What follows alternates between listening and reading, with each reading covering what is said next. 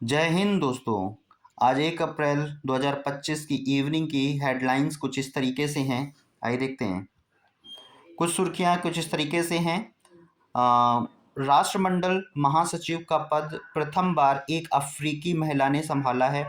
राजगीर अगस्त में hero Asia cup hockey 2025 में मेजबानी करेगा। भारतीय हॉकी आइकन वंदना कटारिया ने संन्यास की घोषणा की है। उत्कल दिवस 1 अप्रैल को घोषित किया जाएगा। भारत चिली आपदा प्रबंधन और सांस्कृतिक आदान प्रदान में समझौता हुआ। ये कुछ 5 सुर्खियां हैं। आइए देखते हैं डिटेल में। न्यूज़ आई है MOU एंड से रिगार्डिंग्स आई है।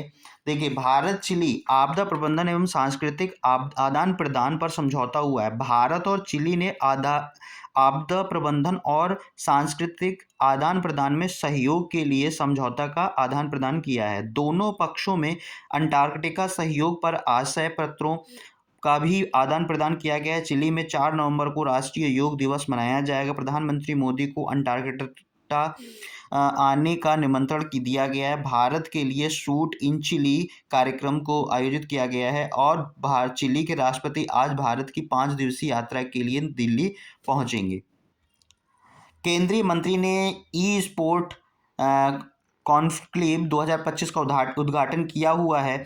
युवा कार्य एवं खेल राज्य मंत्री रक्षा एवं निखिल खड़से ने नई दिल्ली में ई स्पोर्ट कॉन्क्लेव 2025 का उद्घाटन किया है। Forging the path to globe leadership विषय वस्तु एवं थीम के साथ कॉन्क्लेव में ई स्पोर्ट को आत्मनिर्भर भारत में एकीकृत करने के लिए तरीकों को खोजा गया है, जिससे भारतीय वैश्विक गेमिंग पारिस्थितिकी तंत्र में एक प्रमुख खिलाड़ी के रूप में स्थापित हो सके।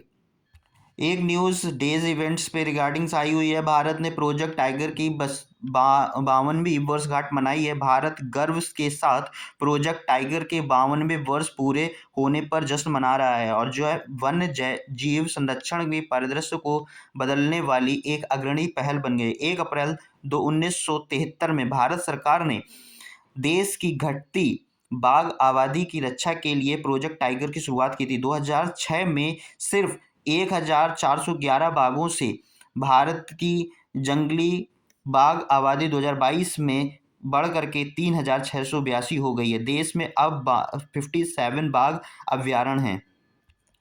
1 अप्रैल को उत्कल दिवस के रूप में मनाया जाता है। उत्कल दिवस को उड़ीसा स्थापना दिवस के रूप में भी मनाया जाता है। यह उड़ीसा के लोगों के लिए प्रति वर्ष 1 अप्रैल को मनाया जाने वाला एक राष्ट्रीय उत्सव है, जो 1936 में एक स्वतंत्र राज्य के रूप में उड़ीसा की स्थापना की जश्न मनाता है। उड़ीसा की स्वतंत्रता एवं प्रशासनिक स्थिति के कारण यह भाषाई सिद्धांतों पर स्थापित पहला भारतीय राज्य बन गया है, जिसका प्रति वर्ष उड़ीसा स्थापना दिवस यानी उत्कल दिवस के रूप में स्मरण किया जाता है। ये भी इंपॉर्टेंट है आपके पेपर के point of view. Day event से एक और क्वेश्चन आया है, इंपॉर्टेंट हो सकता है, जिसको हम prevention of the blindness week भी नाम से जानते हैं, जो 1 से 7 अप्रैल को मनाया जा रहा है। दृष्टि देखभाल के महत्व को चिन्हित करते हुए भारत प्रत्येक वर्ष 1 अप्रैल से 7 अप्रैल तक अंधत्व निवारण सप्ताह मनाता है। National society for the prevention of blindness की स्थापना 1960 में जवाहरलाल नेहरू और राजकुमारी अमृत कौर ने सोसाइटी पंजीकरण अधिनियम 1860 के अंतर्गत की थी। भारत को प्रायः blind capital of the world के रूप से जाना जाता है। ये भी इंपॉर्टेंट हो सकता है आपके पेपर के पॉइंट ऑफ व्यू से, इसको भी नोट डाउन कर लीजिए। पेपर के पॉइंट ऑफ व्यू से एक और क्वेश्चन आपके आ रहा है, इंपॉर्टेंट है।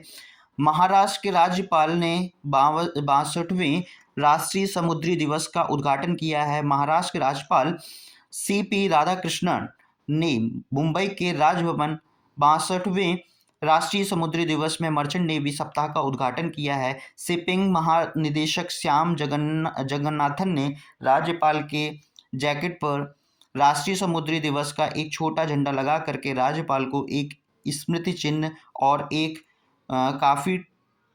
कॉफी टेबल बुक भेंट की है।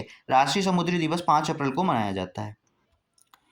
एक और न्यूज़ हमारे सामने आ रही है। मिजोरम के आइजोल में वर्ष भर चलने वाला हानातलांगीपुई स्वच्छता अभियान शुरू किया गया। मिजोरम के आइजोल में 1 वर्ष तक चलने वाला स्वच्छता अभियान हातलांगपुई शुरू किया हुआ है। शहरी विकास एवं गरीबी उपशमन विभाग आइजोल पर नगर निगम एएमसी के नाम से जानते हैं, जिसको centre young Mizo association CYMA के तत्वाधान में हातलांगपुई संयुक्त रूप से चलाया जाता है। राज्यव्यापी स्वच्छता अभियान हातलांगपुई अगले वर्ष मार्च तक चलेगा।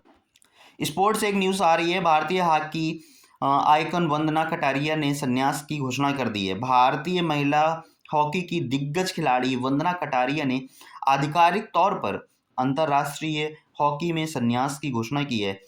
इसके साथ ही 15 साल के अधिक लंबे समय उनके शानदार करियर का अंत हो गया है। 320 अंतर्राष्ट्रीय मैचों और 150 गोल के साथ वंदना भारत महिला हॉकी की इतिहास की सबसे अधिक मैच खेलने वाली खिलाड़ी बन गई हैं। 32 वर्षीय वंदना ने 2009 में सीनियर टीम में पदार्पण किया था। स्पोर्ट्स से एक और न्यूज़ आई है हमारे पास में। राजगीर अगस्त में हीरो एशिया कप हॉकी 2025 की मेजबानी करेगा। बिहार का राजगीर अगस्त में हीरो एशिया कप हॉकी 2025 में मेजबानी करेगा। हीरो एशिया कप के 12वें संस्करण में भारतीय, पाकिस्तान एवं जापान, कोरिया, चीन, मलेशिया सहित 8 टीमें भाग लेंगी। नवंबर 2024 में महिला एशिया चैंपियनशिप ट्रॉफी के बाद यह राजगीर द्वारा आयोजित दूसरा अंतर्राष्ट्रीय खेल आयोजन होगा जिसमें भारतीय विजयी हुआ था। अपॉइंटमेंट और रेजिग्नेशन से रिगार्डिंग भी एक न्यूज़ हमारे सामने आई हुई है, ये देख सकते हो सकता है इंपॉर्टेंट हो। ये राष्ट्रमंडल महासचिव का पद प्रथम बार एक अफ्रीकी महिला ने संभाला है। सरली बोचवे राष्ट्रीय मंडल के 7वें महासचिव के रूप में पदभार ग्रहण करेंगी। इसके साथ ही वह इस पद पर आसीन होने वाली अफ्रीका की प्रथम महिला बन जाएंगी। महासचिव को राष्ट्रीय नेताओं द्वारा नामित किया जाता है। वह अधिकतम 4 वर्ष के 2 कार्यकाल तक पद पर रह सकती हैं। हमारे चैनल से जुड़ने के लिए आप इंस्टाग्राम से कनेक्ट हो सकते हैं। इंस्टाग्राम आईडी हमारे पास में ऑनलाइन कक्षा सोम सर के नाम से है, आप उसको सर्च करके कनेक्ट हो सकते हैं। और फेसबुक पेज भी हमारा है ऑनलाइन कक्षा के नाम से, उससे भी आप कनेक्ट हो सकते हैं। और इसकी PDF नोट्स चाहिए तो आप टेलीग्राम चैनल पे कनेक्ट हों और ये आईडी आपके सामने है, इससे कनेक्ट होकर के आप इसको PDF पा सकते हैं। और चैनल को सपोर्ट देने के लिए चैनल को लाइक, सब्सक्राइब एंड शेयर ज़रूर करें और बेल आइकन पे प्रेस ज़रूर करें, जैसे ही और इस तरीके की नई वीडियोस आते रहेंगे और आपको नोटिफिकेशन मिलता रहेगा। थैंक यू, धन्यवाद, जय हिंद।